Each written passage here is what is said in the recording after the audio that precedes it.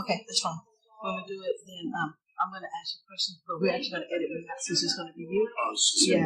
So yeah. okay. So when I ask you your name, you know how you do it the first thing you say my name is, and Yeah. you answer the question. Try to have your question in my answer. Yes, exactly. So they're not gonna hear my questions, they're only gonna hear you. Yes. Okay. And if you want to stop, you can stop because we edit everything out. Okay. So you just relax and be comfortable. Okay. Okay, you got the audio? Okay. So we're just gonna start again with the first question. What's your name and tell us what your current career is? My name is Carlos-1. Currently, I am back in school. I'm going to school part-time, and I am working part-time at a lawyer's office, just doing like office clerical work. Trying to get back on my feet after like the injury I suffered. Okay. Okay, so what are you going to school for? Well, that's another part that I have.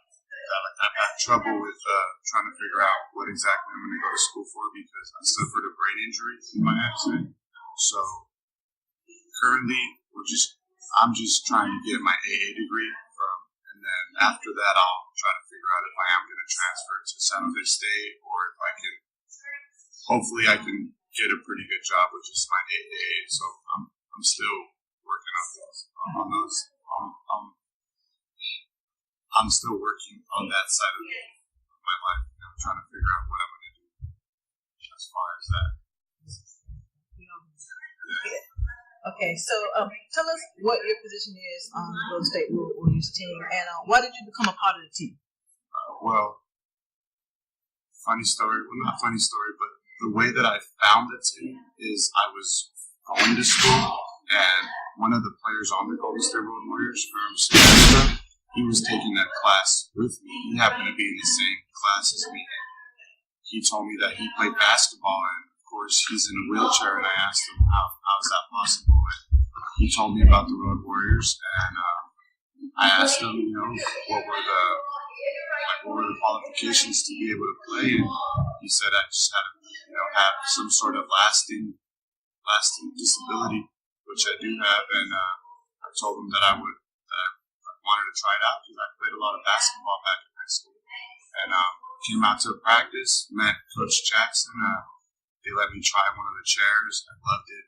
Got my own chair made, and the next summer I was already practicing with them and just working my way up and getting better. And it took me a whole year of being on the practice squad for the following season.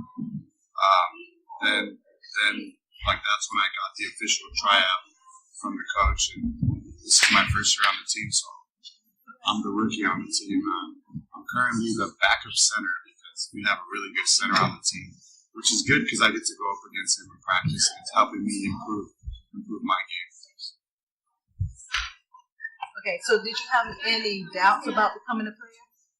No, I did not. From the first day that I came out and tried it out, even though it was really hard because there's a chair involved now. It's not like just regular basketball. And that was my hardest thing is since I am like able-bodied, I just have a disability in my right leg, but I can walk. That was my biggest thing to learn is how to use that chair, how to move the chair around. And but that's why I think it took me about a year to learn. And I'm still, even now, I'm still learning, the little when you're brand new to the game, it's not just about the ball and everything. Your brain has to think, wait, I have to pull back with my left hand in order to turn a certain way. So once you've been playing long enough, then the chair comes natural to you. The chair becomes like your legs, and then you just focus on the basketball part. And I feel like I'm finally at that point where I'm not even thinking about the chair. I know how to move the chair now, and now I can get into the basketball side of the game. So, what secrets did you know about yourself that might have made a difference on how things turned out for you becoming a part of the team? Well, I always knew that I could shoot. Even back before I was injured, I was always a pretty good shooter, and I know how to play the game of basketball. And maybe some of the guys didn't think that I had that background to it, and maybe some of them thought it was going to be because from what I hear from a lot of them, it takes years to come around, and to make a roster like the Warriors. They're the highest level at. I pretty much came right into the sport 1 year being on the practice squad, and I got into the highest level. It still surprises a lot of people that I was able to do that, but in my head, I think like that's what I wanted all along. That's what I knew that I would be able to do if I just stuck to it and learned how to move the chair, because I know the rules, I know the strategies, and I can shoot the ball pretty well. So it was just pretty much getting to know how to move that chair and knowing the strategies on defense. This is a game a lot about the way you have your angle, like your chair position at what angle, things like that. So it's just getting to know that side of the game. So what special techniques do you think that you had that helped you, and why? You said you know the game of basketball, so what special techniques do you think? Because you got off the practice squad really quickly. Yeah. So it took something special inside of you. Whether it be mental or physical special techniques. I think I'm pretty sure it was more of a mental thing, and part of it is my love for basketball, the way that, just the passion that I felt for the game. And when I got injured, to me, that was what I missed the most. Back when I was, 100%, I guess, that I would play basketball 2 to 3 times a week. Even like as an adult, I had a full-time job, but I would always find time to play basketball. And just finding this team and feeling that I could play basketball again, even if it isn't a chair, it's still the same game. It's played on the same court. The rim is the same height.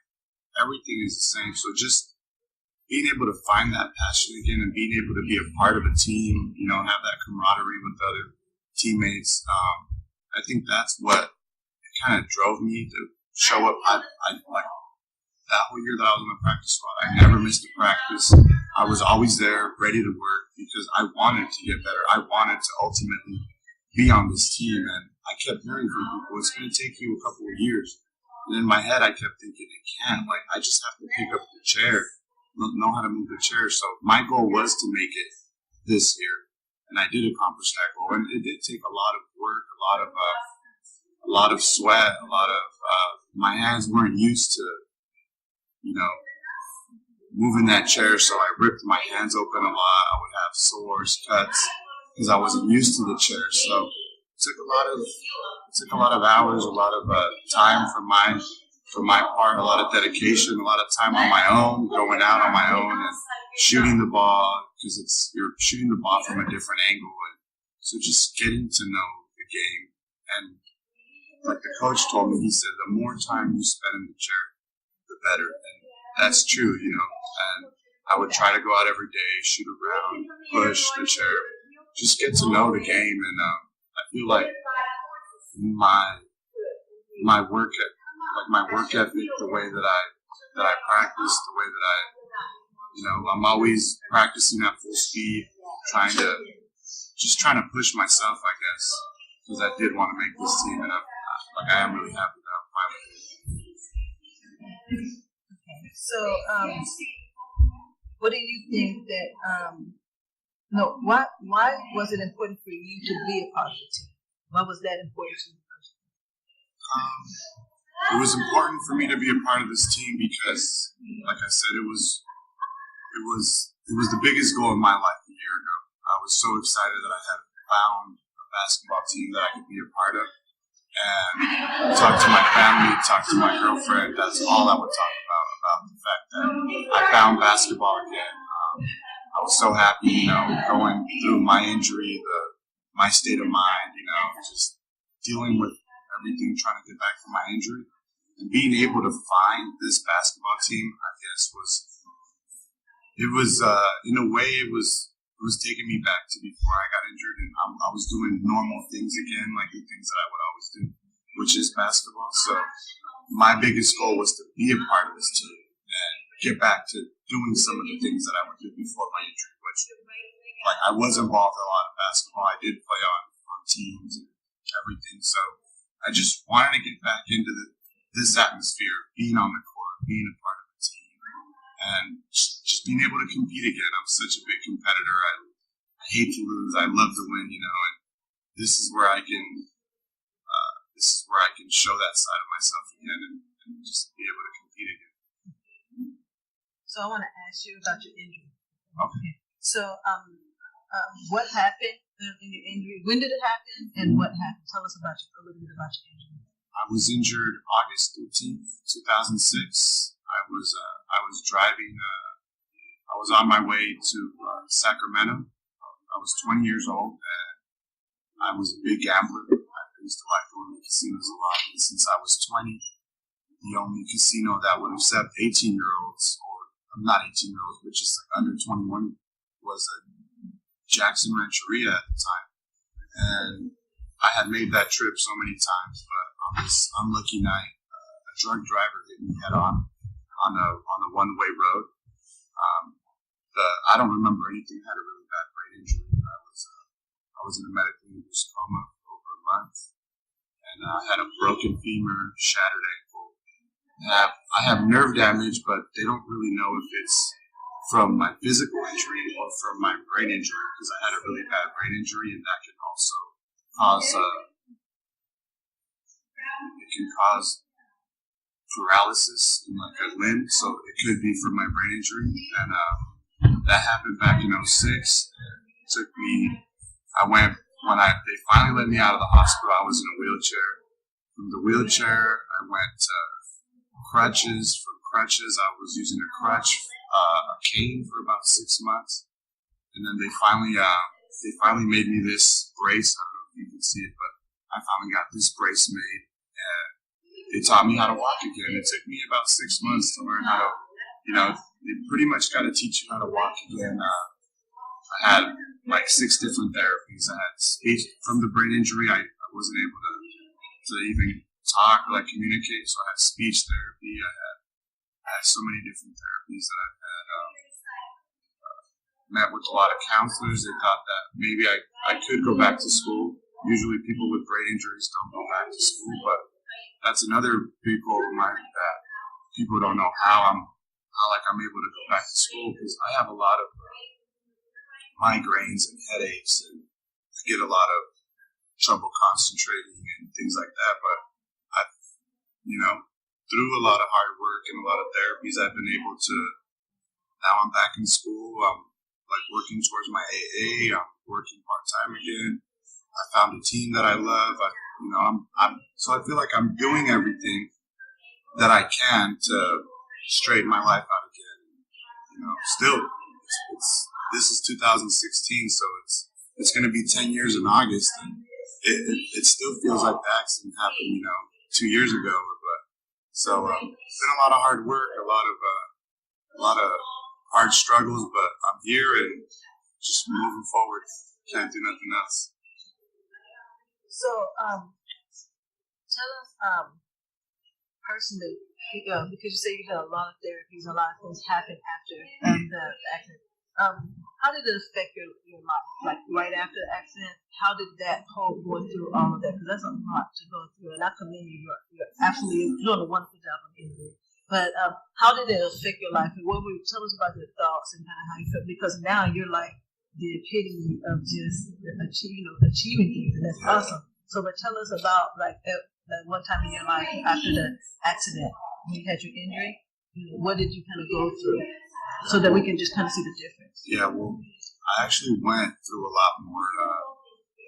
I went through a lot of mental. I don't know if it was the brain injury, but a really big thing that I left out earlier is that in my accident, my best friend was sitting behind me, and he lost his life.